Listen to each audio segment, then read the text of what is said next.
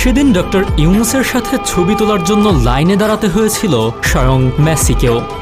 Doctor Mohammad ইউনুসকে তাদের ক্লাবে একটিবার নেওয়ার জন্য উঠে পড়ে লেগেছিল বার্সেলোনা। বাংলাদেশকে গর্ব করার মতো এক মুহূর্ত উপহার দেওয়া এই নোবেলজয়ী বাংলাদেশিকে কাছে পেয়ে নিজেদের গর্বিত বলেছিল বিশ্ব ফুটবলের অন্যতম সেরা ক্লাব এফসি বার্সেলোনা। শান্তিতে নোবেলজয়ী ডক্টর মোহাম্মদ ইউনুসের খ্যাতি গোটা বিশ্ব জুড়ে। মেসির সাবেক ক্লাব থেকে শুরু করে অলিম্পিক সবখানেতেই তিনি বাংলাদেশের নাম উজ্জ্বল করেছেন। 2016 সালে ডক্টর ইউনুসকে বার্সেলোনায় আমন্ত্রণ জানানো হয়।